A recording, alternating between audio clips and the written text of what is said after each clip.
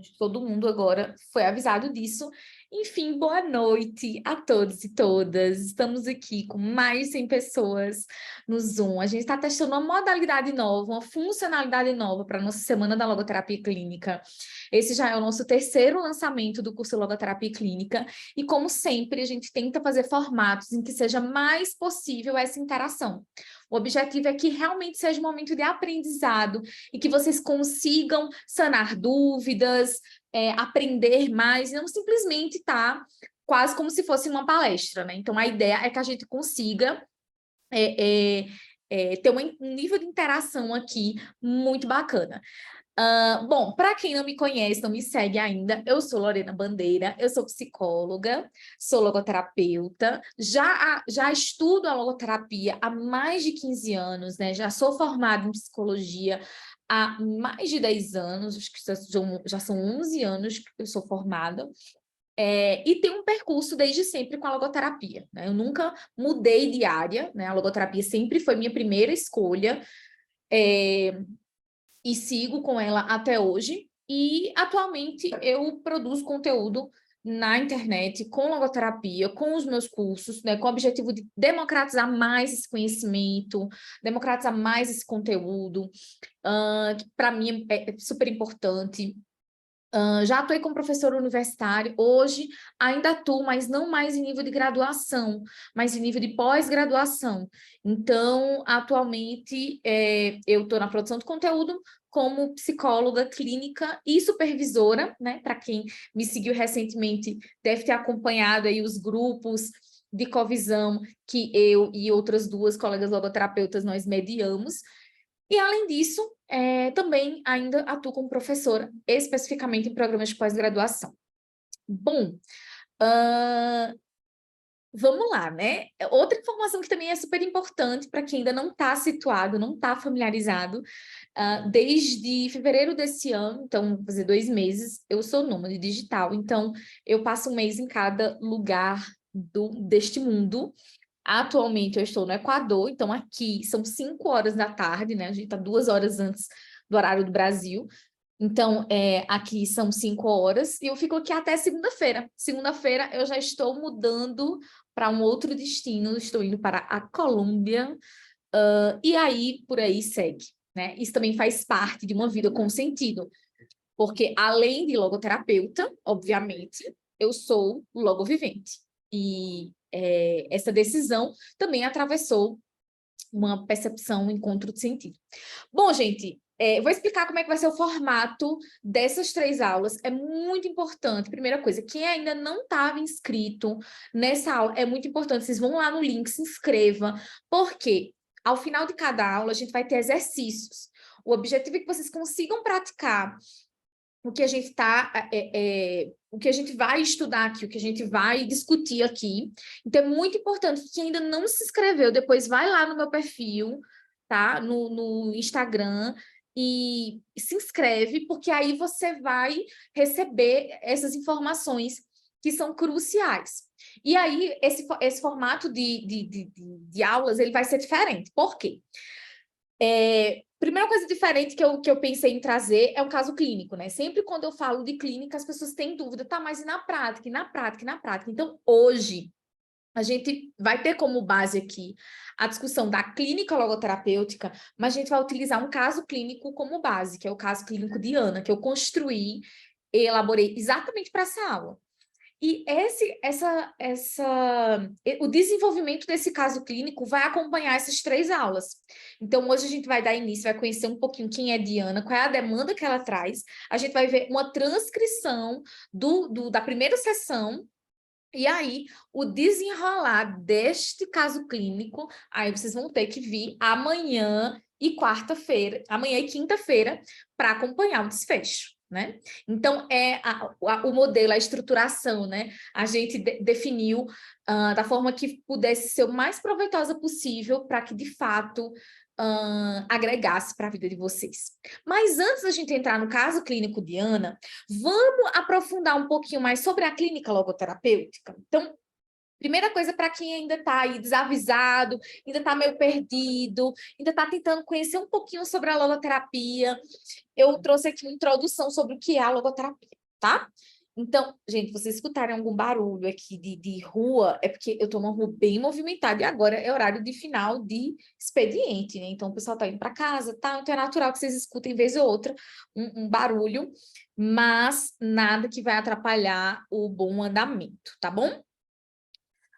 Então, o que é a logoterapia? Ela é considerada a terceira escola vienense de psicoterapia, que foi cunhada e foi desenvolvida por Frankl, que está aí na foto, que vocês podem ver.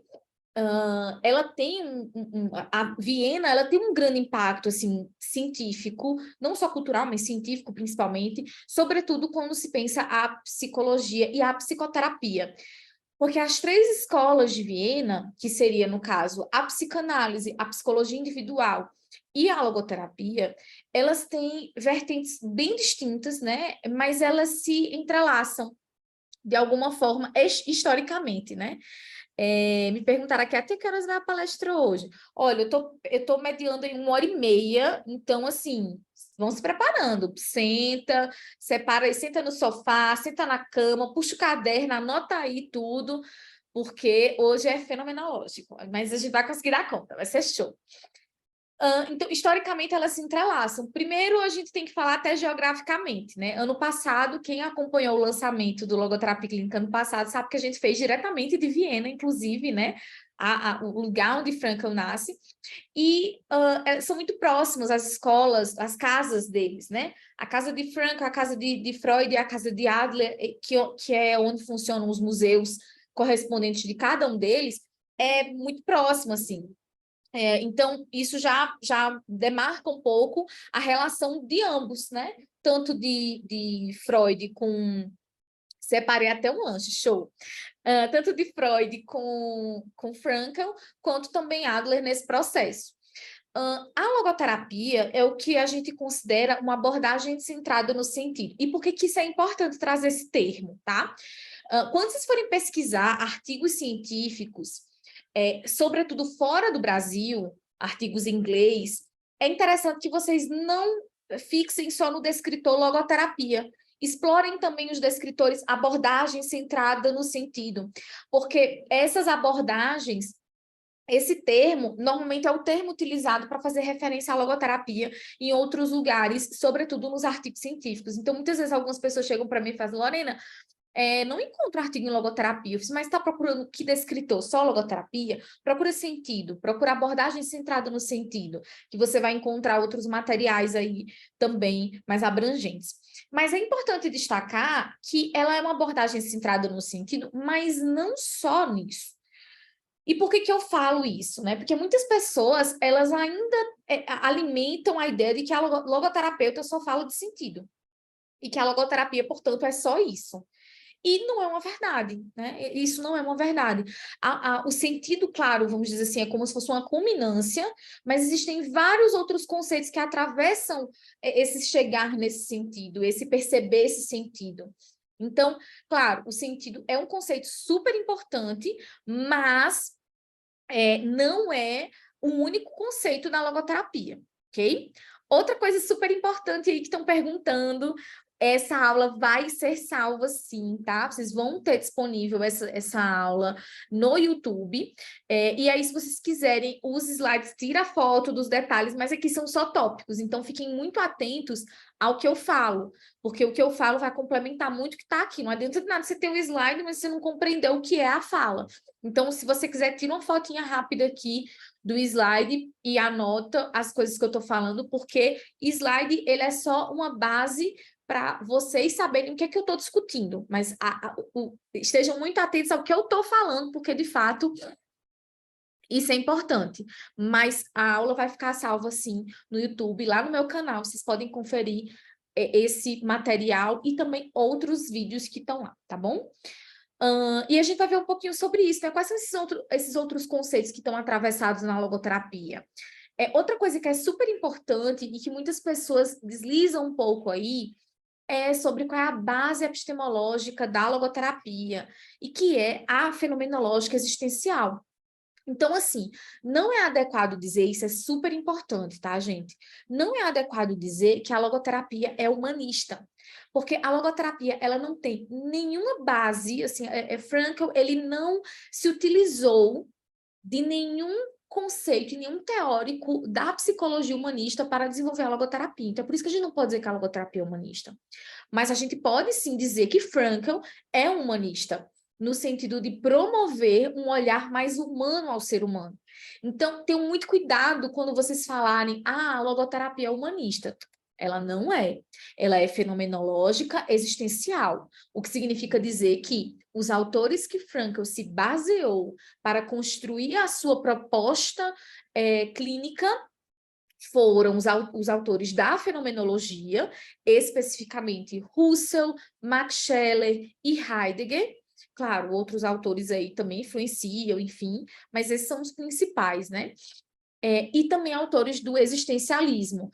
E aí a gente destaca principalmente Kierkegaard, a gente destaca Jaspers, a gente destaca Buber, mas é natural que as pessoas encontrem também conexões entre a teoria frankliana e outros autores do existencialismo, que não necessariamente foram a grande influência de Frankl, como o caso de Sartre, Nietzsche. Então, assim, não é um problema você ver conexões entre Frankl e Nietzsche, Frankl e Sartre.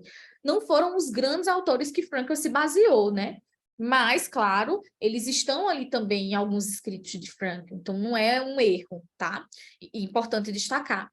Mas a gente não pode dizer que Frankl, ele é do humanismo, porque, inclusive, ele tem críticas. Em algumas obras a gente consegue encontrar algumas críticas de Frankl, principalmente a Abraham Maslow. Ele vai criticar um pouco a estrutura, a piramidal que ele estabelece para as necessidades básicas. Então, assim, perfeito, obrigada, Beatriz. O livro Psicoterapia e Humanismo distingue bem esse equívoco. E o livro do Ivo Studart, né? Quem não conhece o Ivo Pereira Studart, eu recomendo também que vocês o sigam. O conteúdo dele é fantástico. Então, ele tem um livro, né? Tratado de Logoterapia e Análise Existencial, em que ele destaca um trecho do próprio Frankl explicando por que que ele não é considerado, não deve ser considerado humanista. E aí você vai dizer, mas parece tanto, né? Gera essa confusão.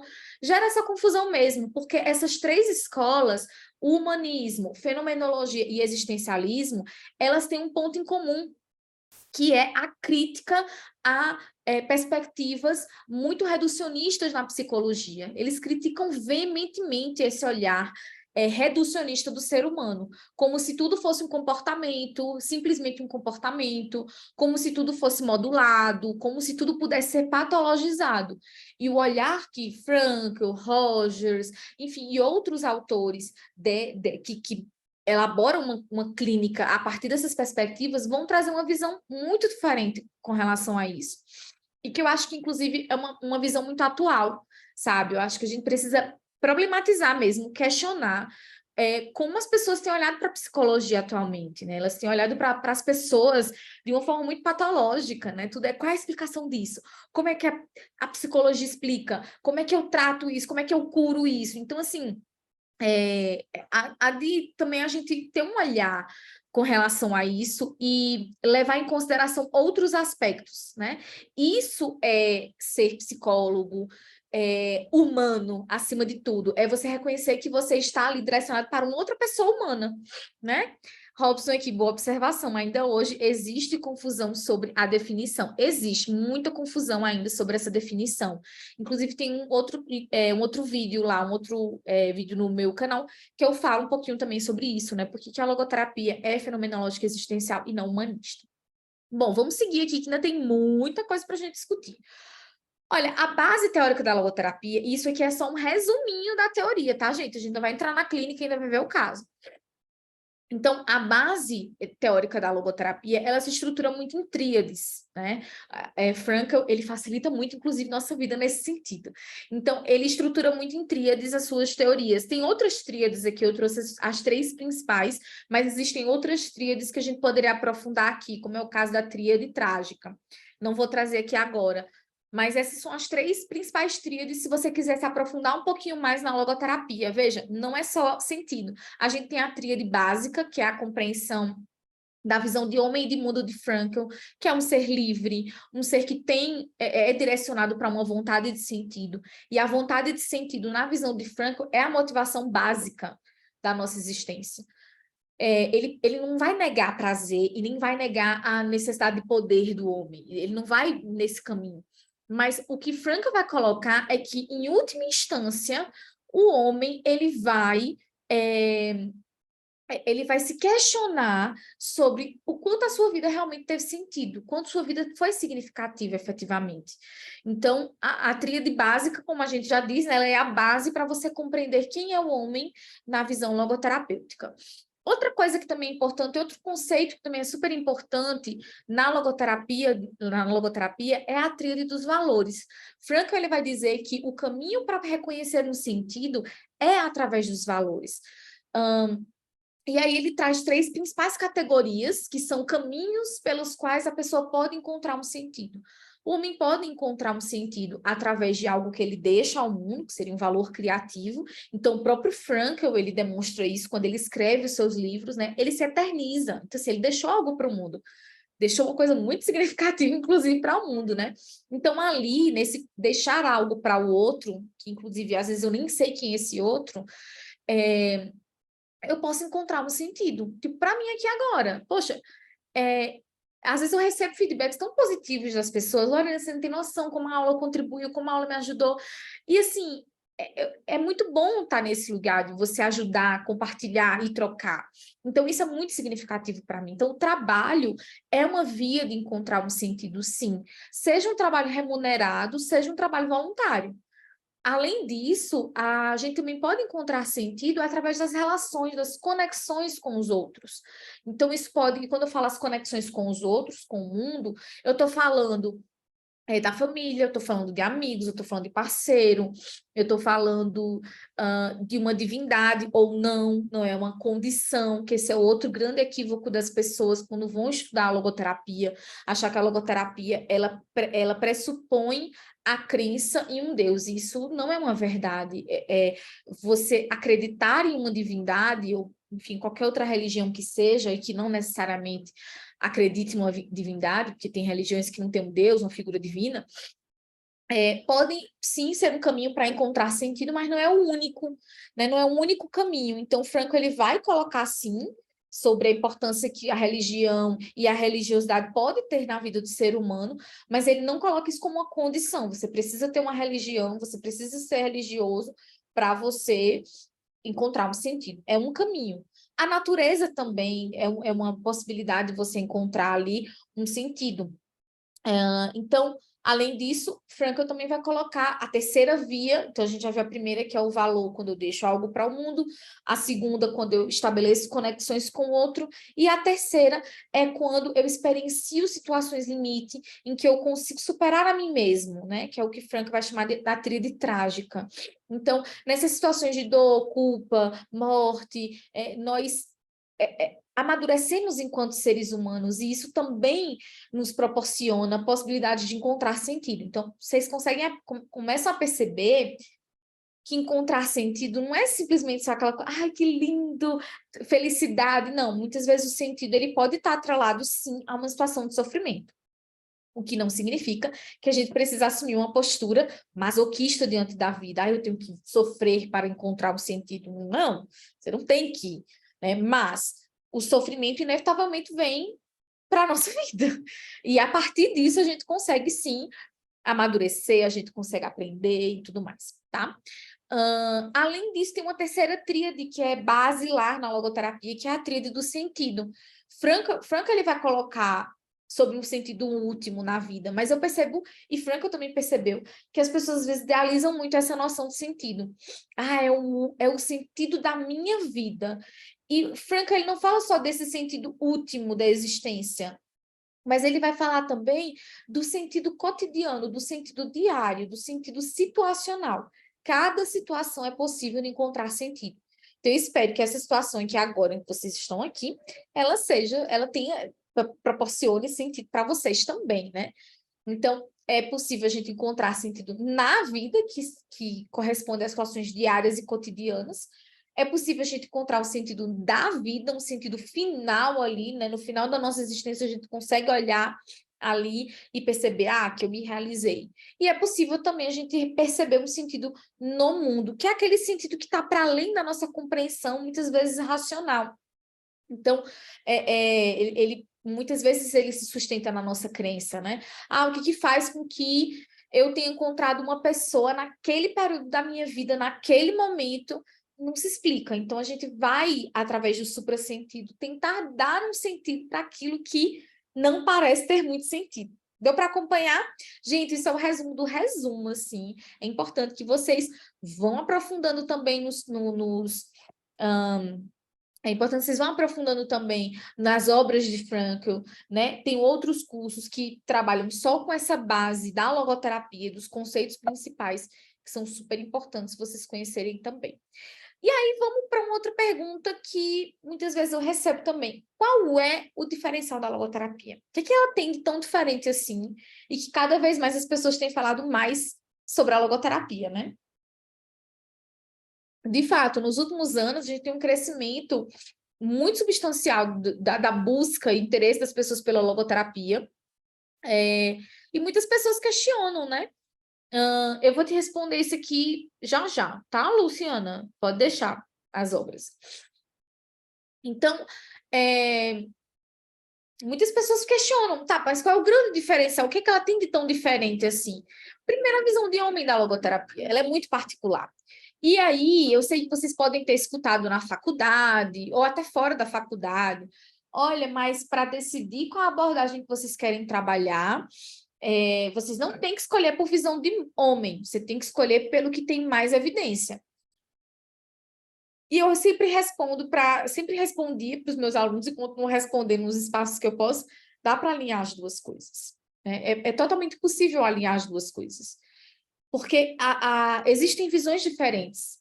Então, quando eu estava na graduação, e eu comecei a me aprofundar um pouquinho mais nas abordagens científicas, né, psicológicas, psicoterapêuticas, primeiro eu fui por identificação, nossa, isso aqui é legal, isso aqui eu gostei, isso aqui é bacana. Mas depois eu questionava, eu dizia assim, tá, mas até que ponto isso aqui realmente é eficaz? Até que ponto isso aqui realmente funciona? Então, qualquer pessoa que se propõe a trabalhar cientificamente, ela precisa questionar isso. Então, a gente não deve escolher uma abordagem só pela visão de homem, e eu não acredito que a gente deve escolher uma abordagem só por evidência científica. Eu acho que a gente precisa alinhar as duas coisas. Até porque a gente não tem só uma abordagem que tem evidência científica, né? A gente tem várias abordagens que têm evidências científicas plausíveis, consideráveis, e enfim, tudo mais, e aí você vai precisar escolher a partir de uma outra perspectiva, que é o quê? A visão a visão de homem. Então, esse é um outro aspecto importante, tá? Então, antes de eu seguir aqui, deixa eu responder aqui as perguntas, porque eu posso terminar esquecendo. Então, Luciana pergunta, quais obras você indica para maior aprofundamento? A obra que eu acho que é de lei, qualquer pessoa que quer compreender a logoterapia tem que ler, é Psicoterapia e Sentido de Vida. Ela é a obra mais completa de Frankl, em que ele atravessa tanto a parte teórica quanto a parte clínica. Inclusive, lá ele já traz vários direcionamentos de atuação clínica, de técnicas logoterapêuticas. Então, assim, eu acho que essa é uma obra, quem não leu ainda, é obrigatório fazer a leitura. Tem outras obras também que são importantes, que eu também recomendo. A Vontade de Sentido é uma delas, né? Uma obra fantástica. Psicoterapia na prática também. Teoria e terapia das neuroses, para quem vai atuar com a clínica, é regra. Então, assim, depois eu posso passar uma super lista das obras de Frankl, e mandem mensagem também para mim, tá, gente? Eu adoro receber mensagens via direct no Instagram, sempre respondo. Quando não respondo com texto, eu respondo com áudio. Sim, sou eu que respondo todas as mensagens. Então, adoro essa interação. Não hesitem em mandar mensagem com qualquer dúvida que seja. Eu amo essa troca, porque é nessa troca que eu conheço vocês. Então, assim, não hesitem em mandar DM para mim, viu? Eu adoro, inclusive. Rita perguntou, você dá formação em logoterapia ou dá supervisão? É Rita. Rita, eu não dou formação em logoterapia atualmente. Eu tenho cursos livres livres em várias áreas, né? Vários cursos livres, inclusive na quinta-feira a gente vai reabrir as vagas do Logoterapia Clínica, que é um curso super completo para quem quer atuar com a logoterapia na perspectiva clínica. Então eu vou falar um pouquinho mais sobre esse curso na quinta-feira, não percam essa aula. Grupos de supervisão eu tenho sim, e eles abrem semestralmente. Então, a gente já está em curso, não tem vagas abertas, mas em julho vou abrir novas vagas sim. Patrícia, Lore, depois explica um pouco sobre como você uniu a questão da psicologia cognitiva com a logoterapia. Obrigada, Paty. Por quê? Para quem não sabe, eu faço doutorado em psicologia cognitiva. Não é TCC, é psicologia cognitiva. A psicologia cognitiva dá conta exatamente dos conceitos que correspondem à cognição humana. E aí eu estou linkando os conceitos da psicologia cognitiva, especificamente com transtornos alimentares, e uma intervenção que tem, sim, como base um dos conceitos da logoterapia, que é a autorregulação. E a gente vai ver ele na nossa aula de amanhã. Então, eu vou poder aprofundar melhor, Paty, essa tua dúvida amanhã, porque aí vai ficar bem claro, inclusive através do próprio caso da Diana, como é que a gente consegue fazer essa relação entre psicologia cognitiva e logoterapia, que é super importante e não fere os princípios da logoterapia. Até porque o próprio Frankl vê uma visão tridimensional. Ele vê o homem a partir de 3 dimensões, e não a partir de uma só. Então, se eu deixo de lado os conceitos da psique, inclusive da cognição, eu também vou estar sendo reducionista. Percebem? Então, tenham muito cuidado para vocês focarem apenas na dimensão, na terceira dimensão que Frankl traz, que é a dimensão noética, e ignorar as outras. Então, Paty, fica na aula de amanhã que eu vou aprofundar mais sobre isso, tá? Ana Paula fala aqui, na minha formação, a coordenadora foi enfática em dizer que nós identificaríamos a abordagem para se aprofundar a partir da visão de homem. Foi tão diferente isso, pois eu pensava que só existia a psicanálise. Não tem só a visão de homem, né? A visão de homem é um elemento, mas ela não é o único elemento. Realmente, só por visão de homem eu não concordo, não. Eu acho que além da visão de homem, você tem que ver realmente a eficácia que essa abordagem ela tem para resolver demandas clínicas. Se ela não tem evidência, é complicado. Mas você também não pode escolher só a partir da evidência, porque você também tem que considerar que você é um ser humano e que a psique, ela não é uma coisa objetiva e fechada. Então, existem várias perspectivas diferentes de olhar para o mesmo fenômeno. Negar isso é negar o que é a psicologia, né? Acredito que padrão ouro é um equívoco. Estudar o humano necessita de pluralidade. Eu já vou dizendo a vocês, eu detesto esse termo padrão ouro, sabe? Eu acho que, inclusive, esse próprio termo, ele é problemático. Então, a gente pode discutir isso em outra situação. Lore, certa vez ouvi... Patrícia, é sensacional com a visão. Cheiro, Paty, amo suas contribuições. Certa vez ouvi de um logoterapeuta que a teoria e terapia das neuroses foi formado com base no DSM-3. Sabe se existe algum projeto de atualização dessa obra para o DSM-5? Vinícius, provavelmente quem falou isso, inclusive, deve ter sido eu, porque eu já dei aula sobre isso, e é fato, né? Quando o livro Teoria da Terapia das Neuroses ele surge, a gente está ali, na verdade, não foi nem na terceira, viu? Foi na segunda, DSM-2, não foi o 3, não. Porque o DSM-2, ele ainda tem uma perspectiva bem psicanalítica. O 3, ele só surge em 80. E o Teoria e Terapia das Neuroses, se eu não me engano, é da década de 50. Então, assim, não tinha ainda o DSM-3. O DSM-3 é o DSM que propõe essa ruptura com abordagens, ela se propõe a ser ateórico. Então, existe algum projeto de atualização dessa obra para o DSM-5? Ainda não tem nenhuma versão atualizada do Teoria e Terapia das Neuroses, mas no curso Logoterapia Clínica eu já faço essa atualização com as diretrizes, os conceitos e a utilização das técnicas. Vai ficar gravado assim, viu? Vai ficar tudo gravado. Tô amando as dúvidas, gente. Vou só falar aqui e depois eu volto para a nossa aula, tá? Só para a gente fechar as dúvidas. Fala um pouco da sua formação para quem chegou atrasada. Formou em que faculdade? Você é de onde? Sotaque parecido com o da Paraíba. E quem está participando vai ganhar certificado? Ah, legal. Ó, vamos lá. Normalmente eu nunca faço certificado para esses eventos, mas vou ver com a equipe o que a gente pode fazer e dou um retorno amanhã, tá? Mas eu sou da Paraíba, me formei em Campina Grande, inclusive, estou vendo que você é da UFCG. Eu me formei na UEPB, fiz minha formação em logoterapia lá. E depois dei aula na UEPB também, de logoterapia, dei aula em outras universidades também, particulares da cidade de Campina Grande. Saí ano passado, já com esse projeto de vida nômade, para passar esse ano viajando o mundo e trabalhando, que eu continuo trabalhando, né?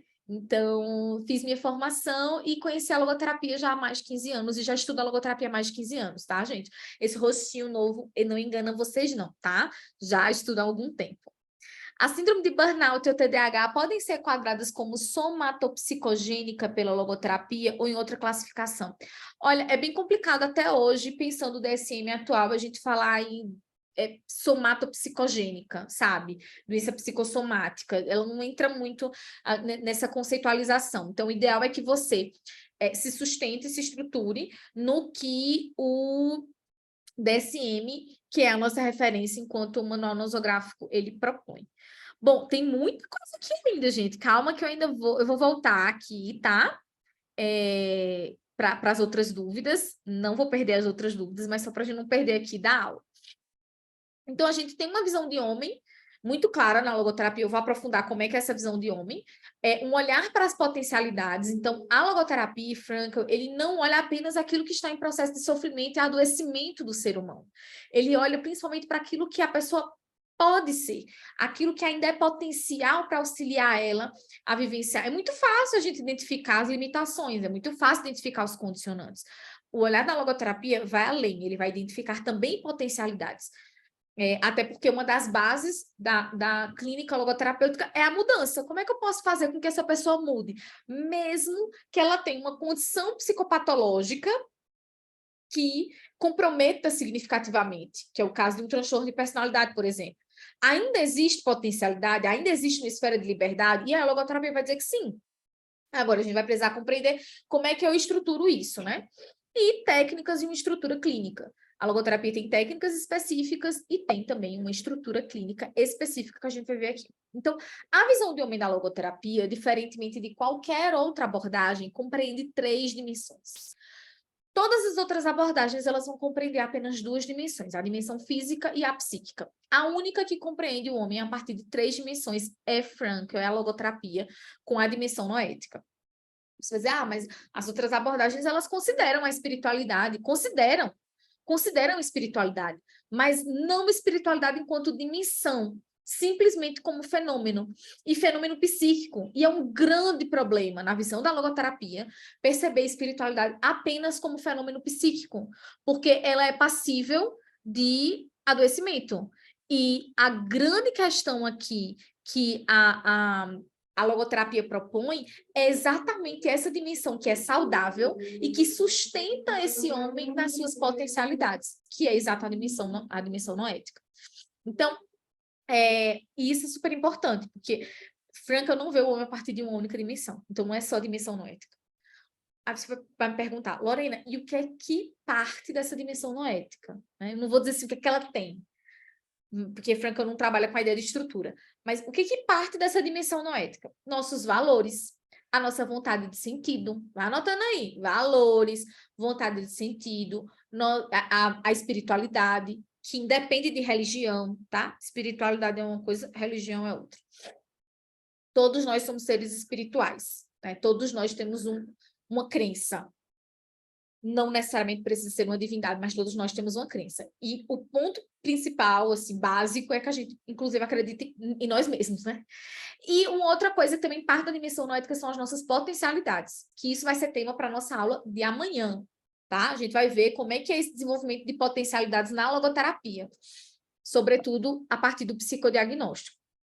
Então, assim, quem é o homem para a logoterapia? O homem é livre de vontade, mas ele é responsável.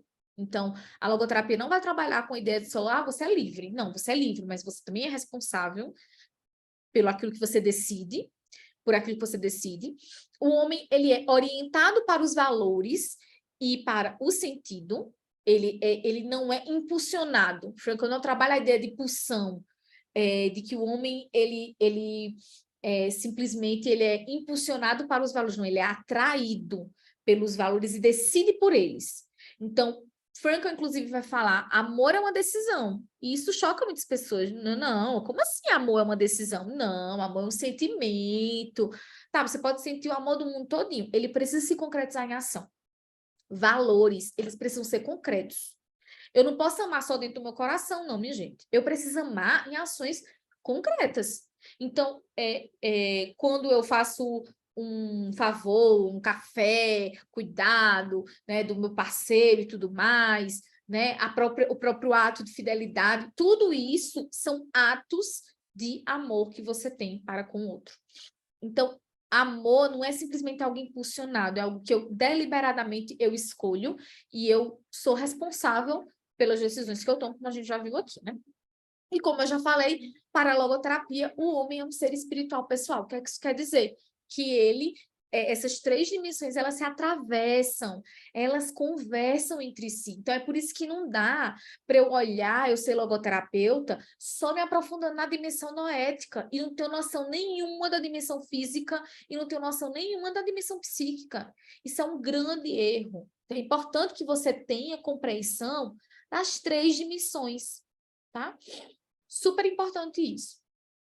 Então, o olhar para as potencialidades que Frankl fala, enquanto visão de homem e de mundo, é a ideia de que o homem é um ser incondicionado, apesar de seus condicionantes. Eu nasci mulher, eu nasci no Brasil, especificamente no interior, né, da Paraíba, numa família X, em contexto financeiro Y, tudo isso é condicionante. Eu tenho um condicionante biológico, eu já falei aqui de condicionante biológico, condicionante psicológico, condicionante social, todos nós temos condicionantes. O que são condicionantes? Coisas que eu não posso, que eu não mudo. Eu não mudo. Eu não escolhi, né? Eu não escolhi nascer mulher, eu não escolhi, nem meu nome eu escolhi, né? Já começa daí. Eu amo meu nome, mas eu não escolhi meu nome. Eu não escolhi a família que eu nasci, eu não escolhi a cidade que eu nasci, eu não escolhi nada disso. Mas, apesar disso, apesar dos condicionantes, em qualquer contexto que seja, eu ainda tenho liberdade para. Isso, Frankl, inclusive, fala numa entrevista, quando ele cita o caso de um estudante que ele sofre um acidente, ele fica tetraplégico, e ele fala, meu pescoço, ele quebrou, mas ele não me quebrou. Ou seja, a condição fisiológica dele, a condição física, na verdade, desculpa, a condição física dele não impediu, inclusive, de se formar em psicologia, né? Não impediu ele de ser logoterapeuta, não impediu ele. Não impede, limita. E isso é importante a gente considerar. Então, perceba que a logoterapia, ela não fecha os olhos para os condicionantes físicos, psicológicos e sociais. A logoterapia não é uma abordagem distanciada do social, não é uma abordagem distanciada dos estudos da psique. Ela atrela, ela congrega. E é isso que torna ela tão diferencial. Não são todas as abordagens clínicas que conseguem ter esse diálogo com questões sociais, como a logoterapia tem. Muitas batem de frente, em choque, não conversam, não sequer consideram esses condicionantes sociais. Não sequer consideram, principalmente os condicionantes sociais, né? Alguns sequer psicológicos. Então, quando a gente vê discursos de você pode tudo, esse é um discurso que nega esses condicionantes. As pessoas, elas são diferentes, elas têm contextos diferentes. E eu preciso levar em consideração isso. Sim, essa pessoa é incondicionada, mas eu preciso compreender essa incondicionalidade não de uma forma padrão e generalizada para todo mundo, mas específica, característica. E é por isso que eu sempre digo que a clínica logoterapêutica, ela é personalizada. A gente não consegue fazer uma receita de bolo, um protocolo padrão para as coisas. A gente precisa fazer caso a caso essas diretrizes. A logoterapia, ela parte da perspectiva de que o homem é capaz de autodistanciar e autotranscender. E esses dois conceitos, a gente não vai aprofundar agora. A gente vai ver amanhã na nossa aula. Então, segura aí que você já está vendo que amanhã tem muito conteúdo para a gente dar conta. E trabalha com a ideia de um ser em potencial. E aí, vamos entrar na clínica logoterapêutica, né? Finalmente. o que é que tem nessa clínica logoterapêutica que eu preciso saber para atuar com logoterapia. Antes disso, vamos ver aqui as dúvidas, tá? Tcharam. Tá, as 3 dimensões já falei. Você vai falar um pouco sobre como a terapia lida em relação ao autismo e qual a visão quanto aos transtornos em gerais. A gente vai comentar, sim, com relação aos transtornos em gerais, principalmente nas nossas 2 próximas aulas, que são voltadas para psicodiagnóstico e uso de técnicas, né? E, além disso, também vai apresentar o logoterapia clínica, que tem toda essa base com relação aos transtornos, tá? Que maravilha ver uma profissional formada aqui em CG. Campina Grande no meu coração, gente. Terra do maior São João do mundo. Raul, eu fiquei abismado com um psicólogo recém-formado que, acho que ao ser perguntado por que enveredou pela TCC, afirmou por ser a única abordagem que cura. Achei muita soberba e pouca sabedoria. Bom, primeira coisa que tem um erro aí gigante é trabalhar com a ideia de que a abordagem cura qualquer coisa. Então, para mim, essa pessoa já mostra o tipo de profissional que ela é. Porque quando você diz que você vai curar alguma coisa, já está bem distanciado do que a psicologia se propõe. Então, né? Segundo, eu admiro muito a TCC enquanto teoria. Eu acho que, como eu vejo as postagens por aí, né? A TCC é massa. O que lasca é o fã-clube, sabe? Alguns profissionais, eles tendem a criar rixa, brigas completamente desnecessárias com relação às abordagens, né? Se sustentando nessa ideia de que ela é a única que é científica. Inclusive, eu vou falar isso aqui hoje, né? A logoterapia, ela tem muita validade, tem muitas pesquisas que são feitas. Então, assim, para mim, a pessoa que fala isso, assim, ela desconhece o mundo além dela, né? Estou aqui para conhecer a logoterapia. Beleza, beleza, Tati. O espírito na logoterapia não adoece. Primeiro, que a gente não usa o termo espírito na logoterapia, tá? A gente usa o termo espiritual ou noético. E exatamente, essa dimensão, ela é o que Frankl chama de dimensão saudável. A dimensão psíquica e a dimensão física, sim, elas adoecem. Os transtornos psicológicos são transtornos que afetam ali a dimensão psíquica. Mas, quando a gente fala de uma dimensão que não adoece, a gente compreende que dessa dimensão, é exatamente dessa dimensão, onde parte a sua potencialidade que ajuda a pessoa a lidar, eu não vou nem dizer superar, né, superar um transtorno, que não é essa palavra, mas integrar uma vida saudável e uma vida com sentido, apesar do seu transtorno. Eu acho que esse é o ponto que a logoterapia vai trabalhar.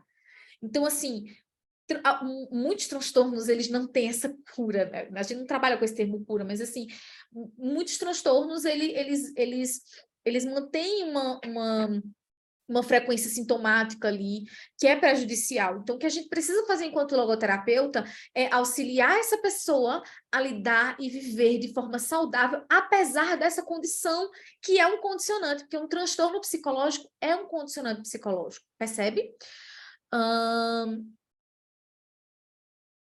Mais uma coisa que é importante na logoterapia. Essa dimensão noética, ela não adoece, mas ela fica inacessível.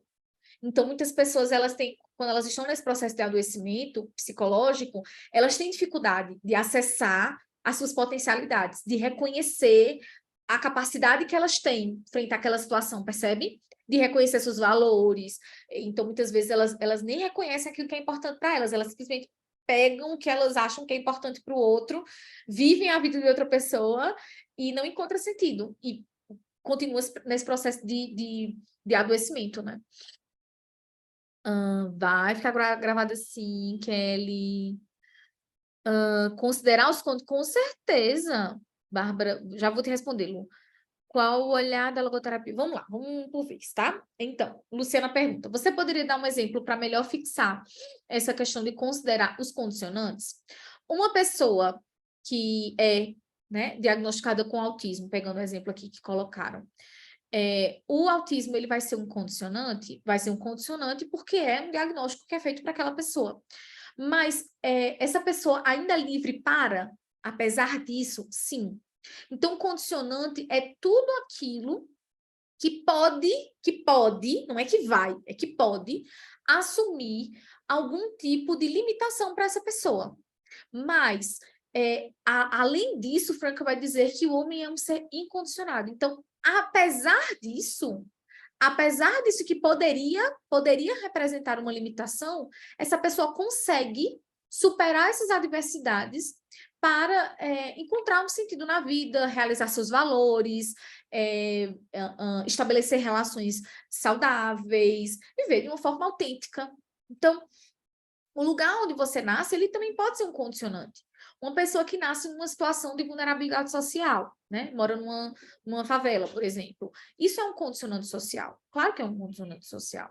Mas, apesar disso, esse condicionante ele não vai limitar essa pessoa diante de inúmeras outras questões. Claro, agora a gente precisa considerar como esse ser incondicionado vai decidir por si, porque essa é outra coisa que é importante. A logoterapia pressupõe muitas possibilidades, mas nem sempre eu consigo enxergar essas possibilidades. E a terapia é importante por isso. Não só a terapia, outros espaços que o psicólogo está. Eles contribuem para que a pessoa reconheça essas possibilidades. Muitas pessoas não reconhecem. Elas passam por uma situação adversa, vêm para a terapia ou qualquer outro espaço, e elas dizem, eu não tenho o que fazer, não tem saída. Né? E aí você coloca para ela que é possível. Né? Vamos pensar, vamos ampliar. Inclusive, isso vai estar no caso. Vocês vão ver como é que a gente faz, quais são as estratégias, quais são os instrumentos que eu posso ajudar a pessoa a ampliar esse campo de possibilidades que ela não enxerga. Então, é muito fácil a gente cobrar da pessoa ela tomar uma decisão se ela não enxerga. As possibilidades existem, mas ela não está vendo. Então, eu preciso ajudar ela a perceber que existem outras possibilidades, né? Qual o olhar da logoterapia para pacientes terminais? E que ainda é possível encontrar um sentido, apesar dessa situação também ser condicionante. Né? É possível. Franca vai dizer que enquanto houver vida, é possível encontrar um sentido diário, situacional, ou um sentido da vida, mas é possível.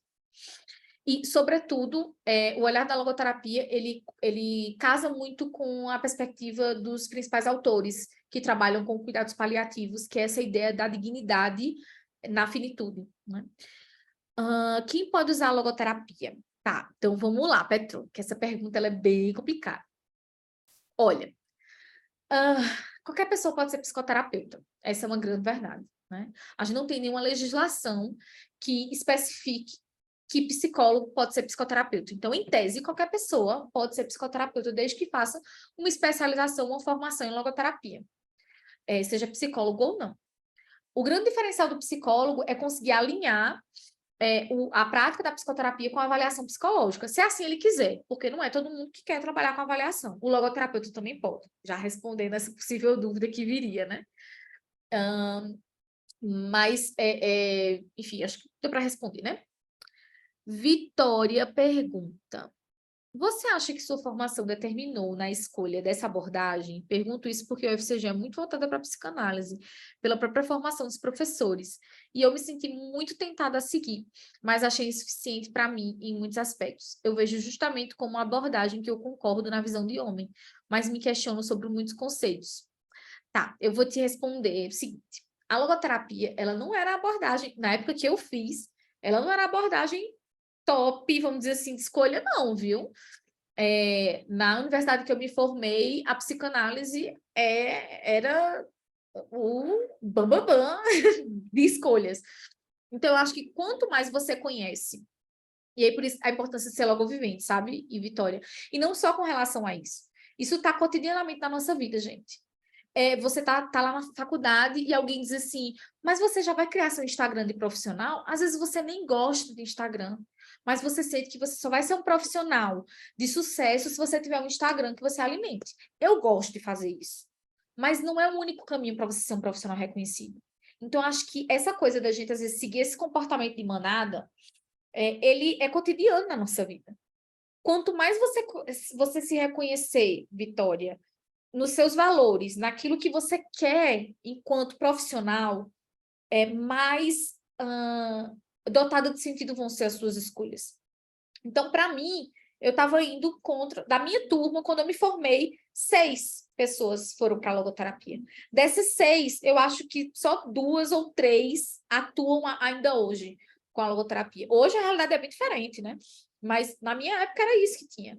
Então, eu estava tão alinhada com os meus valores e com o tipo de profissional que eu queria ser e qual a perspectiva clínica que eu fui muito incisiva. E eu nunca duvidei da logoterapia. A logoterapia ainda tem muito para crescer. E eu nunca duvidei. Eu nunca quis uma coisa pronta. Eu sempre quis ajudar a construir a logoterapia também. Entende? Então, eu acho que às vezes tem muito isso. O profissional, eu quero uma coisa pronta aqui para eu... Cara, se você acredita nisso, você pode contribuir para essa abordagem, sabe? Então, importante. Cida, vamos ver isso aqui ainda, tá? Nossa, gente, eu tô amando que tem muitas, muitas, muitas perguntas. Tá, eu já vou voltar para as perguntas e vamos aqui para a clínica logoterapêutica, então. 3 coisas são importantes para você atuar com a clínica logoterapêutica. Teoria do adoecimento, teoria da dinâmica e teoria da mudança. Essas 3 coisas são super importantes. Para você atuar numa clínica, você precisa ter uma compreensão do que é o processo de adoecimento. Você precisa ter uma compreensão da dinâmica do ser humano e você precisa ter uma compreensão de como você vai promover uma mudança nessa pessoa. A estrutura clínica ela tem que se sustentar nesse lugar. Então, quando eu falo em adoecimento, eu estou falando em quê? Modo de existir. Como essa pessoa existe? Isso é uma das primeiras coisas que eu faço no psicodiagnóstico. Como é que essa pessoa existe? Qual é o nível de privação existencial que ela tem? O quanto ela priva de ser ela mesma? Cotidianamente, no trabalho, nas relações pessoais, enfim, quanto ela se priva. E o quanto esses fenômenos que ela está apresentando, eles têm descrição segundo os manuais clínicos, CID, DSM e tudo mais. Então, já quando eu vou e eu vou explicar como é que esses 3 pontos se conectam. Já quando eu vou compreender um pouquinho da anodinâmica, eu também preciso entender esse modo de existir, quem é essa pessoa, né? Eu estou vendo a patologia primeiro, né? Ou o sofrimento psíquico, porque nem todo mundo tem uma patologia. Mas eu identifico ali o sofrimento psíquico na teoria do adoecimento. Agora, vamos ver as potencialidades. Percebe o lugar do logoterapeuta?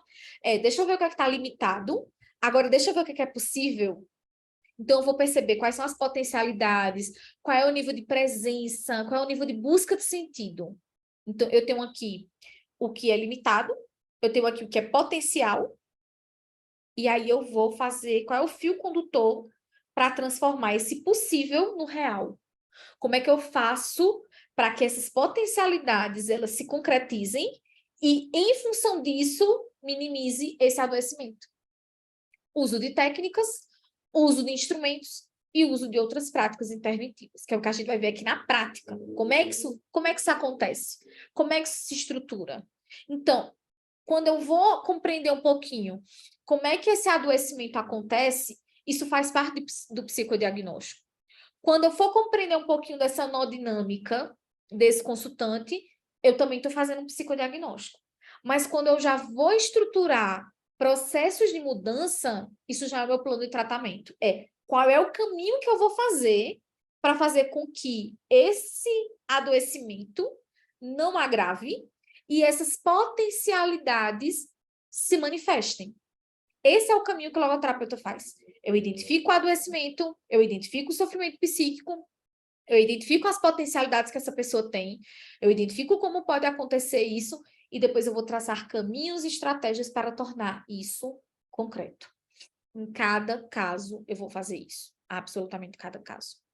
E aí, só para aprofundar aquele tópico que eu tinha falado, visão de homem, acho que deu para ficar claro, mas e a validade da logoterapia? Qual é a validade que ela tem? Então, assim, todos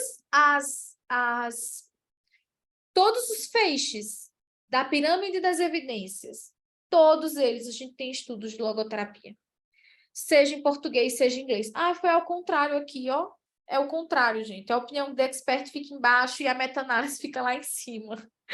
Vou editar isso aqui, mas enfim, ficou ao contrário aqui a pirâmide das evidências. O mais alto, o topo, é a meta-análise, seguida da revisão sistemática, ensaio clínico randomizado, coorte, caso controle, relato de caso e a opinião do expert. A opinião do expert está ali na base da pirâmide, tá? Então, assim, todas elas, a gente já tem estudos com relação à logoterapia, sobretudo com as técnicas, né? Então, assim, os estudos comparativos que a gente tem, que existem entre logoterapia e outras abordagens, evidenciam semelhança, né? Boa parte desses estudos comparativos está em inglês, mas existem.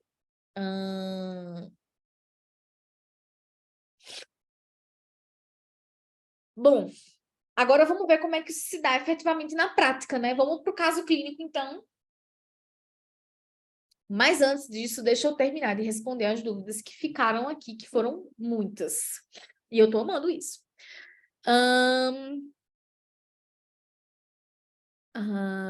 Bom, Cida pergunta como é que a gente pode utilizar os recursos. A gente vai ver isso aqui ao longo das aulas, principalmente nessa parte prática.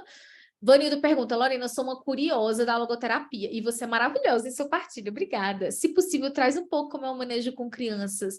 Eu já ia dizer, ó, a maravilhosa Raiza Marisa aqui, né? Eu não tenho especialidade, assim, em atendimento com crianças, não é a área que eu me proponho, mas a Raiza, ela é sumidade na área, então sigam aí, Raiza Maris, catem aí no meu perfil, Raiza, bota aí teu perfil, mulher, para o povo te seguir também. Então, quem tem interesse em atendimento infantil, Raiza é a pessoa, tá? Até mesmo escolher, não escolher, pode ser terapêutico para logoterapia? Robson, essa pergunta ela é muito interessante, porque existem decisões, existem lugares, a gente vai ver, vocês estão antecipando muita coisa das aulas, eu tô gostando. Será que não escolher, entre aspas, porque a gente está sempre escolhendo, mas assim, será que assumir uma postura passiva é ruim? É uma pergunta. Será que é ruim assumir uma postura passiva? Então, a gente vai ver isso, tá? Poderia explicar um pouquinho mais? Ai, obrigada, Vitor. Sua palestra foi excelente. Posso, o que você quer que eu explique especificamente? Fala mais especificamente o que você quer que eu fale. As potencialidades só podem ser encontradas ou descobertas na dimensão noética, elas partem da dimensão noética e atingem as outras dimensões, a dimensão psíquica e a dimensão física. Mas é só uma ideia de onde parte, tá? Ela parte dessa dimensão. Isso sobre o Instagram, pois é, exato. A gente tem essa ideia de que a gente precisa ter Instagram para ser um profissional de sucesso. E isso não é verdade. Qualquer condição, ela é problemática. Se a gente condiciona as coisas, isso é bem problemático, tá? Foi bom ouvir essa sua fala, a pressão aparente de que para ser psicólogo também tem que ser influencer. É bem desgastante para mim. Você não precisa fazer esse caminho, viu, Laura? Essa é uma opção.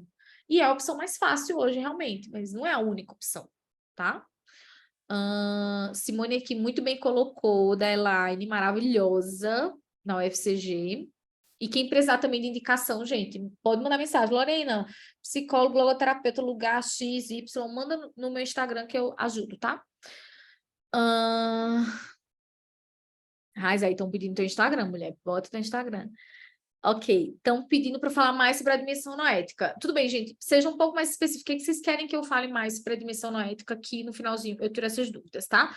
Lembrando, fica para o finalzinho da aula que a gente vai abrir os microfones, vocês vão poder falar e interagir também.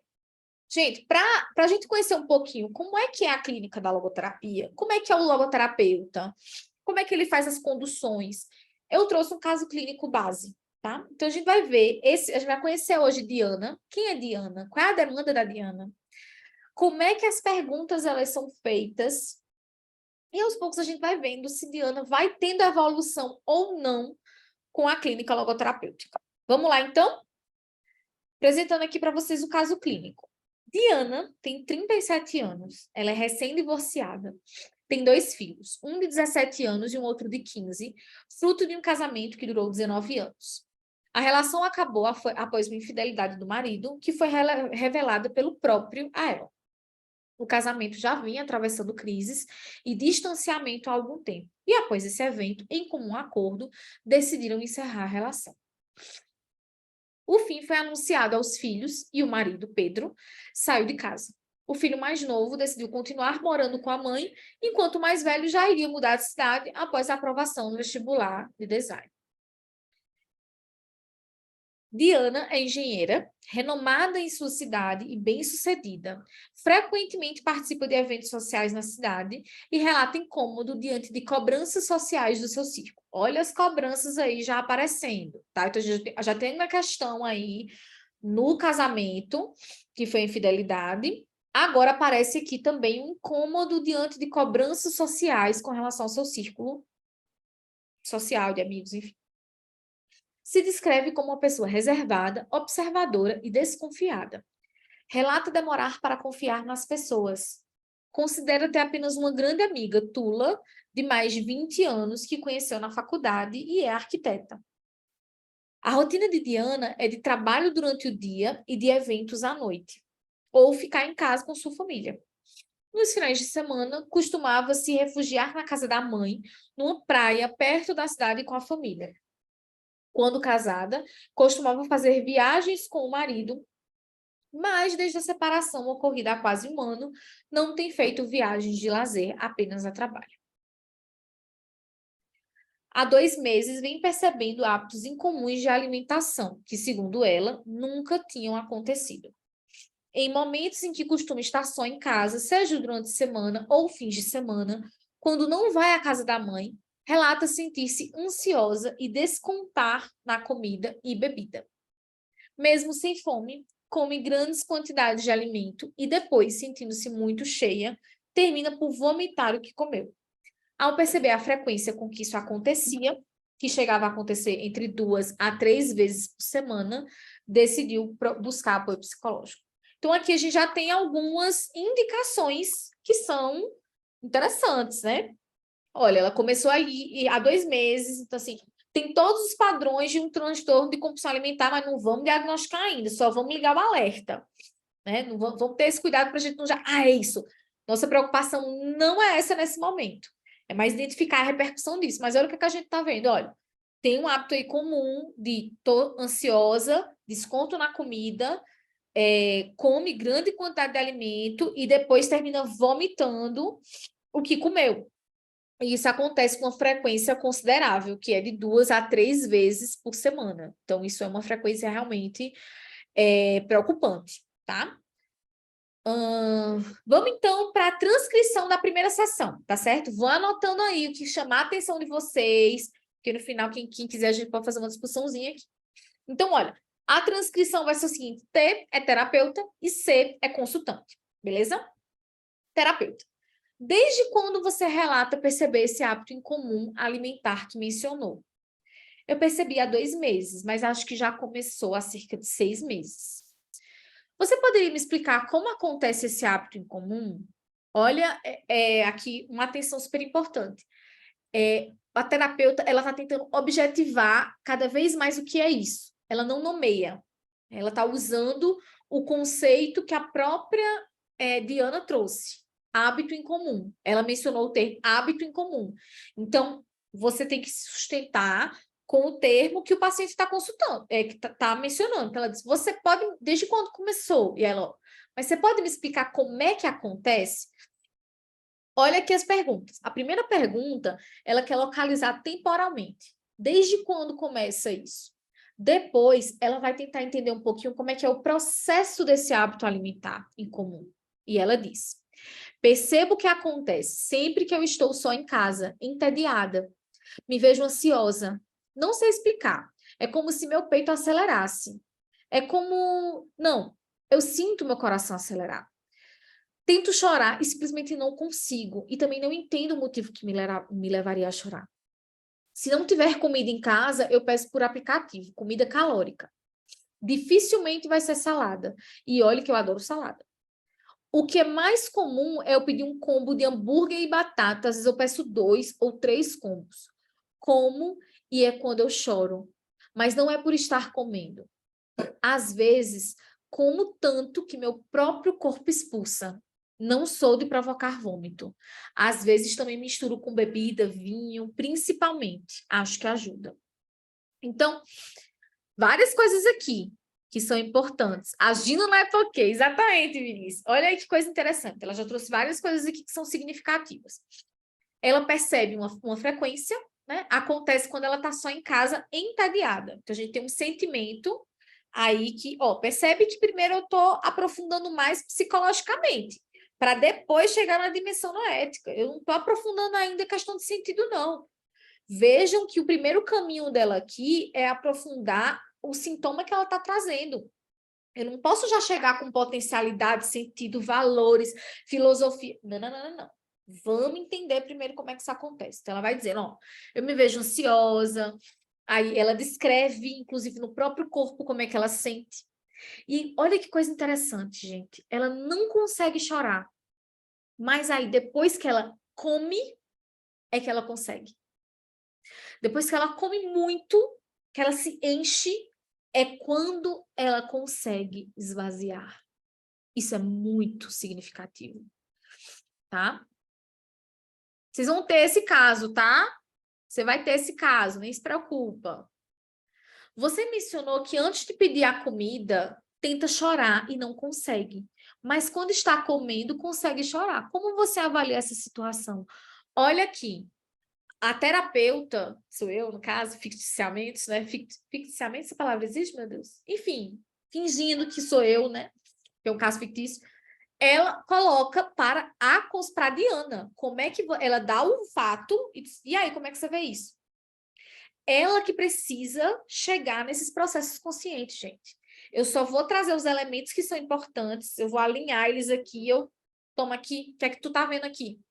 Então, olha, você disse que antes não tentava e não consegue, mas quando você come, você consegue chorar. Como é que você vê isso? E aí ela diz, é como se, à medida que eu fosse preenchendo o vazio de comida, meu corpo vai esvaziando de tristeza. É isso que eu sinto, tristeza. Olha como ela consegue ter um outro insight agora, de um outro sentimento. Ela não tinha nomeado esse sentimento, agora ela consegue nomear. Ela diz, é isso que eu sinto, é tristeza. Pelo que você sente tristeza? Vamos objetivar isso mais. O que é essa tristeza? Por ter batalhado tanto e terminar sozinha. Muito forte, né? É assim que você se sente sozinha? É assim que eu estou. Me separei há 1 ano, mas é como se eu já estivesse bem antes. Meu filho mais velho saiu de casa, o outro adolescente não para em casa, pouco conversa. No trabalho, as pessoas só querem saber de você quando tem a oferecer. Só, não tenho ninguém. Olha como esse trecho é importante. Ela diz que está sozinha e ela traz várias coisas. Então, não é só a separação. Ela traz a separação, ela traz os filhos, ela traz o trabalho. Ela está imersa num sentimento de solidão. Eu vou negar isso? Não. Isso aqui é muito importante para mim. Eu identifiquei. Ela está se sentindo assim. Ela está se sentindo vazia. Ela está se sentindo sozinha. Então, a questão alimentar não é uma questão estética, não é uma questão... ela consegue agora, não é simplesmente uma tristeza, a gente consegue nomear aqui. É solidão. Ela está se sentindo só. Aí agora a gente já identificou adoecimento. Lembram daquela formulazinha? Adoecimento. Identifiquei agora aqui qual é o problema. Vamos agora ver as potencialidades? Vamos lá. Existe alguém que você não se sente sozinha? Olha aqui eu puxando para a potencialidade. Eu poderia ficar ali aprofundando a tristeza, a tristeza, a tristeza. Não, mas deixa eu ver aqui se tem alguma coisa. Deixa eu ver. A Tula, minha amiga, tem sido um anjo para mim. Cuida de mim. Você acredita que toda semana, quando ela vai em casa, ela leva flores para mim? Diz que é preciso florescer apesar das dores. Que bonito, ela parece muito amorosa mesmo. Alguém mais? Minha mãe também me dá muito suporte. Adoro ficar com ela e sei que ela também adora ficar comigo. Desde que meu pai faleceu, ficamos cada vez mais próximos. Eu sou filha única, então agora só temos uma outra. Meus filhos também. O Guilherme, mais velho, sempre liga. Toda semana faz questão de ligar de vídeo para a gente se ver. O João, mais novo, é mais quieto. Mas eu lembro que quando eu e o Pedro anunciamos a separação, ele disse que ia ficar comigo para cuidar de mim. E eu sei que ele cuida do jeito dele. Olha as coisas mudando aí. Só porque se fez uma pergunta diferente, que explorasse essa potencialidade. Então, às vezes, a pessoa está tão mal que ela imerge ali. Olha agora a terapeuta. Deixa eu voltar agora, porque eu também não vou me iludir que tá tudo bem. Deixa eu voltar agora para a questão dela. E mesmo assim, você ainda se sente só? Parando agora para pensar, talvez eu não esteja só, mas me sinta como se faltasse algo. Olha aí, já tá levando para outro lugar. E você tenta preencher com algo esse vazio? Com comida. E já sentiu esse vazio em outro momento? Eu acho que sempre senti. Tinha coisas boas na vida, o casamento, os filhos, o crescimento profissional. mas é como se sempre faltasse algo. Sabe uma coisa que eu lembrei agora? Antes de casar, quando eu era solteira, eu era viciada em comprar sapato. Nossa, eu tinha uma coleção enorme.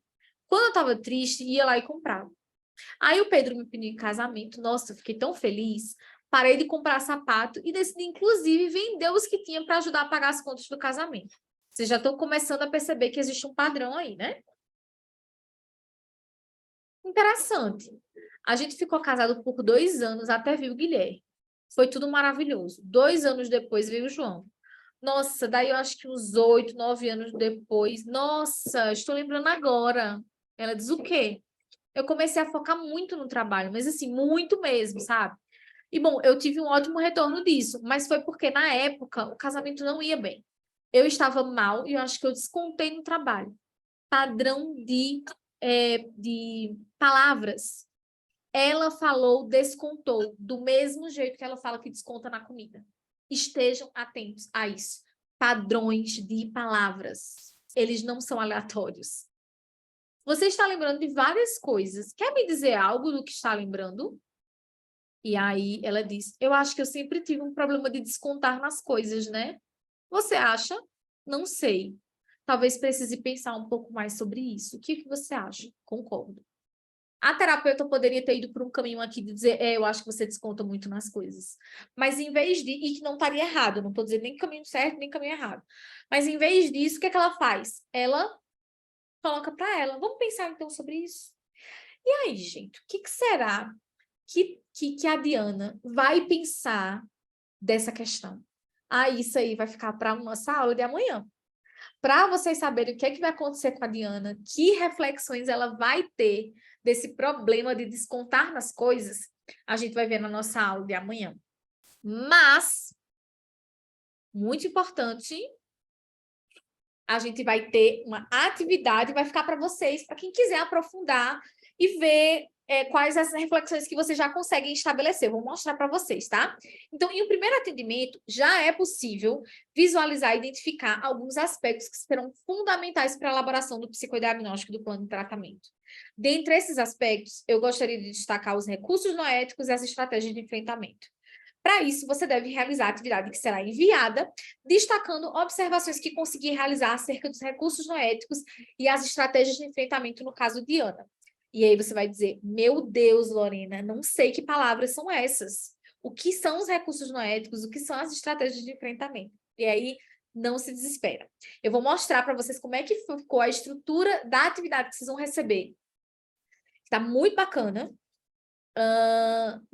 Deixa eu só abrir aqui. Aqui. Olha como é que vocês vão receber. Vocês vão receber esse arquivo para praticarem, tá? E essa vai ser a atividade 1 que vai ser enviada para vocês agora por e-mail. Identificando recursos noéticos e estratégias de enfrentamento. Essa vai ser a atividade de vocês.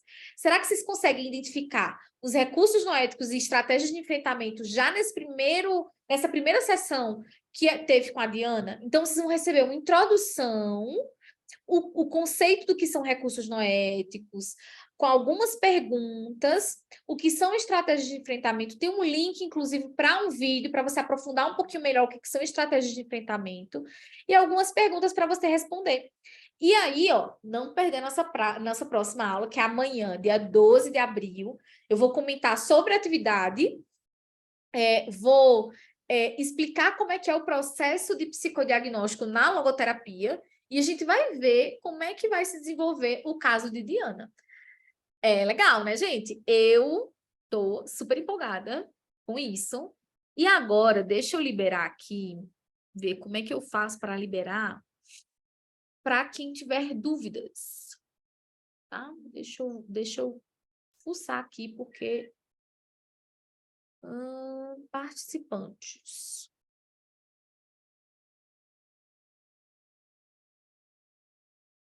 Vocês vão precisar levantar a mão.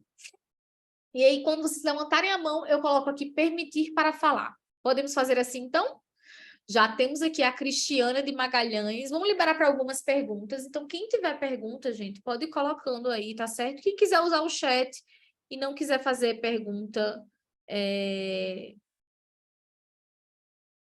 Fica à vontade, tá certo? Antes de passar para a Cristiana, só respondendo aqui, né? Lorena, nossa experiência clínica, quando o cliente não tem esse repertório e não faz insights na sessão, o trabalho do terapeuta é fazer insights por ele, pode ajudar sim, Andrea. Você pode dar alguns parâmetros, você pode dar tempo para a pessoa pensar, você pode utilizar outros recursos, outros instrumentos. Então, na nossa terceira aula, a gente vai dar algumas dicas de técnicas e instrumentos que você pode utilizar, tá certo? Já tem o e-mail de vocês, para quem se inscreveu já vai receber, tá bom? Cris, vou liberar aqui para você falar.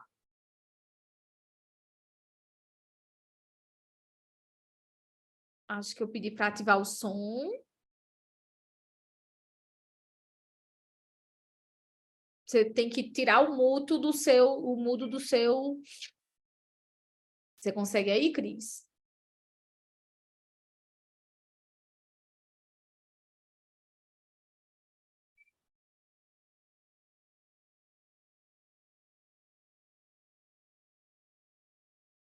Ai, não sei se a Cris está conseguindo.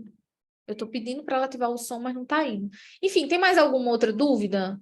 Vou deixar a Cris aqui quando ela quiser, tá? Muito legal, já fiz outros encontros gratuitos com você, mas está bem interativo. Eu estou muito feliz com o formato, sabe?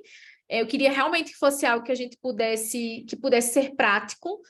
Então, assim, eu tô super empolgada, minha gente. Vocês venham amanhã, não me deixa aqui sozinha, não.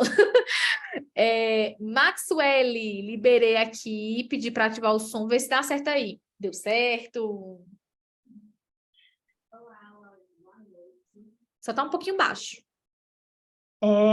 Eu fiquei com uma dúvida, porque eu não consegui acessar o grupo no WhatsApp.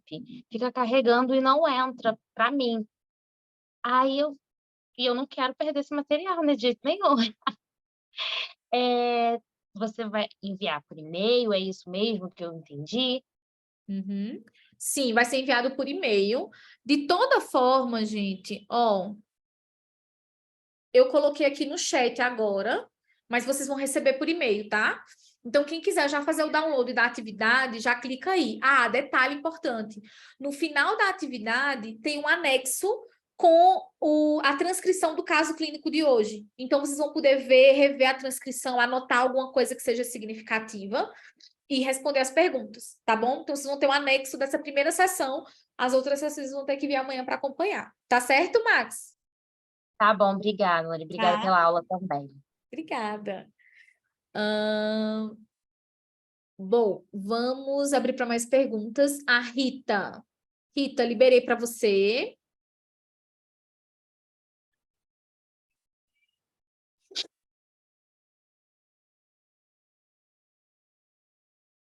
Você tem que só que desativar o mudo, tá? Pronto. Pode falar. Ô, Lorena, boa noite. Boa noite. A dimensão noética na logoterapia é a espiritualidade do ser humano, é isso? Ótima pergunta, Rita. Muito boa pergunta. Não é só isso, tá? Não é só isso. A espiritualidade é um elemento que parte da dimensão noética, mas não é o único. Além da espiritualidade, a gente tem os valores, a vontade de sentido, as potencialidades, que é a capacidade de autodistanciamento, de autotranscendência, que eu vou explicar amanhã. Tudo isso parte da dimensão noética. A espiritualidade, ela é um desses elementos, que diz respeito exatamente à crença que a pessoa tem e que pode ser de uma divindade ou não. Então, ateus, agnósticos também são pessoas espiritualizadas, porque têm valores. Todas as pessoas que têm valores no sentido de expressar valores são pessoas espiritualizadas, entende? Agora, nem todas concretizam isso em ação, que é outra questão, né? E que muitas vezes gera o adoecimento. Então, a espiritualidade é só um elemento que parte da dimensão noética. Por isso, inclusive, que a gente evita falar o termo de dimensão espiritual, porque não abarca a ideia de dimensão espiritual. O ideal mesmo é a gente usar a dimensão noética. Te respondi, Rita? Você está me ouvindo? Tá, né? Tô.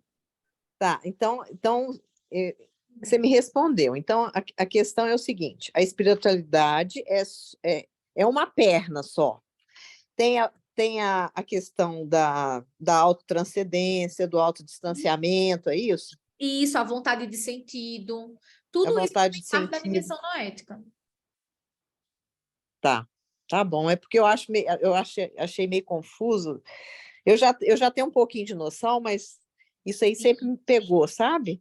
É normal, é normal. Assim como também, além da espiritualidade, a religiosidade, né? Algumas pessoas, elas também, a religiosidade também parte da dimensão noética. Então, assim, é porque quando a gente pensa em dimensão noética, a gente pensa só isso. Mas tem várias coisas que partem daqui. Então, a espiritualidade, adorei que você utilizou, é uma perna só. Tem muito mais que parte Uhum. daí também, o que é Tá importante, ótimo. tá? Muito obrigada, viu? Nada que é isso. Vamos então para a próxima. Rita. Ah, não, Rita, eu acabei de liberar, meu Deus do céu. Márcia, pronto. Oi, Márcia. Oi, Lorena, tá me Olá, ouvindo? tô sim. Lorena, boa noite. Já fui tua aluna no módulo lá do IPLogo, da formação da MBA, né? Em Hum, logoterapia, e muito bacana estar te acompanhando aqui. É uma pergunta, uma confirmação de uma coisa que eu observei ali no começo do caso clínico, como ela diz, eu não vejo sentido em nada, né? Não me importo com mais nada. E o terapeuta, que eu acho que é você, né? A terapeuta coloca, eu vejo que começa a trazer meio que uma rede de apoio ali, né? Com quem? Tem a amiga, tem a mãe, tem os filhos. Então, essa entrada de introduzir a rede de apoio já é uma estratégia, né? com certeza. Porque daí remete aos valores de experiência, seria por aí. Com certeza. Quando a gente está atendendo, é muito importante que a gente tente identificar, assim, até no primeiro atendimento, se for possível, sabe? Os fatores de risco e os fatores de proteção. Então, assim, Exato. tudo aquilo que atenua o quadro clínico é fator de proteção. Então, assim, você já vê aí que a relação com os filhos é boa, apesar, né, de adolescência, né? Então, tem todas essas, você já percebe ali. Sim. E já deu para explorar nesse primeiro atendimento a relação com a mãe, que é boa. Mas, assim, tudo ainda você percebe, e que isso é muito comum, Márcia, num primeiro atendimento ainda é muito superficial. Então, a gente vai aprofundando ainda um pouquinho mais nos outros, para poder ver realmente como isso se configura. Mas, sim, Tá. já é uma identificação da rede de suporte, a rede de apoio que ela tem, que já dá para perceber, né? Já dá para saber Tá. quem você vai acionar. Tá, então é uma coisa até bem importante, então, para a gente, se possível, já na primeira sessão, já começar a perceber pelo menos por onde que podemos seguir ali, né? Nessa questão da rede de apoio, dos valores de experiência. Sim, é muito importante. Inclusive, faz parte do processo de anamnese, né? Tá, Já identificar isso, e não só isso, mas também do próprio psicodiagnóstico. tá. Obrigada, beijo. Ah, que é isso? É, Temos mais dúvidas, gente? Cris, vou tentar te colocar aqui de novo, mulher. Vê se agora vai. Se não for, pode usar o chat também. Que bom, gente. Que bom que vocês gostaram da aula de hoje. Já liberou no grupo, vão lá fazer.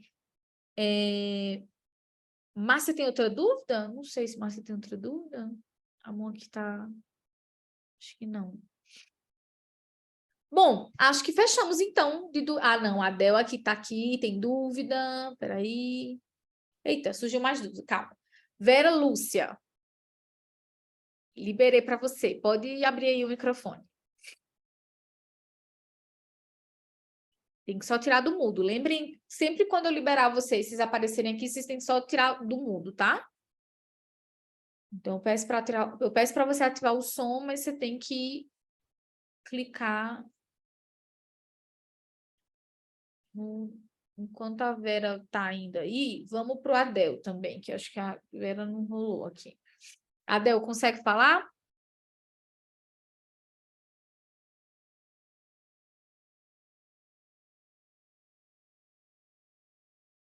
Lembre sempre de tirar no mudo. Vocês chegam no mudo. Isso, agora sim.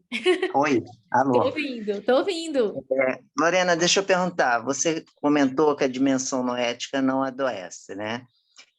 Mas eu estava vendo que tanto o corpo, a alma e o espírito, eles possuem sentidos, né? O corpo possui o olfato, o paladar, a alma também possui sentidos. A volição. O ser humano pode perder a volição ou a vontade você nunca perde, ela fica sempre, pode se tornar assim apenas nublada, né? Essa vontade da alma.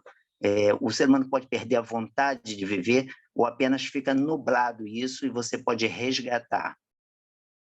Eu adorei que você utilizou o termo nublado, porque casa muito bem com o que a gente entende na relação da dimensão noética com as outras dimensões. A gente nem vai usar o termo alma nem espírito, né? E a gente vai utilizar o termo dimensão noética. Franca não parte dessa perspectiva de uma alma. A dimensão noética não é uma alma, ela é uma dimensão do ser humano, né? Sim. Mas respondendo a tua pergunta, a pessoa, ela não necessariamente ela perde a sua volição, no sentido da capacidade de tomar decisões, porque a gente está sempre tomando decisões. Não fazer algo já é fazer algo. Então, isso sempre vai existir. Agora, o que pode acontecer é uma desconexão dessas decisões a seus valores.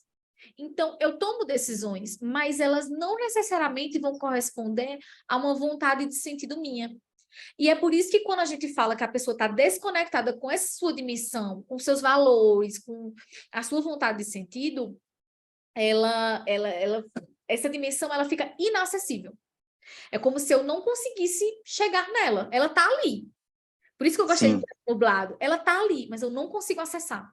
Então, diariamente, Adel, diariamente, as pessoas vão colocar para nós o que a gente deveria fazer, o que a gente deveria ser, como a gente deveria se posicionar.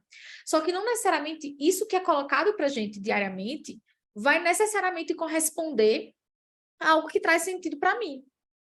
Às vezes eu assumo padrões de comportamento, que na psicanálise a gente vai chamar de mecanismos de defesa, né? Mas a gente assume padrões de comportamento que também não são saudáveis. E a gente sequer toma consciência do quanto esses padrões eles são ruins. E só quando eu tomo consciência, e a tomada de consciência já é uma aproximação com aquilo que é autenticamente meu, isso vai tirando esse nublado e vai permitindo que esse sol ele se coloque. Então, quando a gente fala da dimensão noética não adoecer, significa que eu não posso deturpar os meus valores, eu não posso deturpar o que seria sentido para mim. Mas por não acessar os meus valores e por não acessar o que seria um sentido para mim, eu posso me perder em outros caminhos. Então ela vai se tornar inacessível. Ela afeta. E vai afetar na dimensão psíquica e vai afetar na dimensão física. O que a pessoa sente. A falta de sentido pode fazer com que a pessoa sinta no seu corpo, sinta psicologicamente. Mas ela está ali, inacessível. Eu tenho até uma postagem em que eu faço uma metáfora, que, na verdade, quem peguei a referência do professor meu, a noção da dimensão noética como um sol. O sol está lá todo dia. Mas, às vezes, tem uma nuvem ali, uma adversidade que encobre, eu não vejo, não percebo, né? Mas ela está lá. Então, o que eu preciso? Estabelecer caminhos para que essa pessoa consiga ver o sol, apesar das nuvens. Não sei se ficou claro, Adel. Ficou. Ficou? Ficou claro. Show. Maravilha, então. Obrigado, Lorena. Nada, eu que agradeço. Bom, fechamos, gente. Por hoje, temos mais alguma dúvida? Rita levantou de novo a mão. Não sei se Rita quer falar. Eu quero. Ah, tudo certo. Só mais essa para fechar. Fica à vontade. Voltando à questão da dimensão noética. Uhum. Você falou que a vontade de sentido eu falei isso, que é uma das pernas. A liberdade da vontade e o sentido de vida estão inclusos nessa questão da dimensão noética ou não? A liberdade da vontade E o sentido de vida mesmo. Eles não estão aí, estão? A liberdade da vontade, sim. A liberdade da vontade, sim. Porque é uma condição do próprio do ser humano. Eu não vou dizer que o sentido está na dimensão noética, porque seria inadequado. Franca vai dizer que o sentido sempre está fora. Então, agora, a vontade de sentido parte de mim. Entende? A vontade de encontrar um sentido parte de mim. Mas o sentido, ele vai estar na minha relação com o mundo. Se eu disser que o sentido está fechado em mim, não tem como, porque não é transcendente. O sentido está no mundo, na minha relação com o mundo.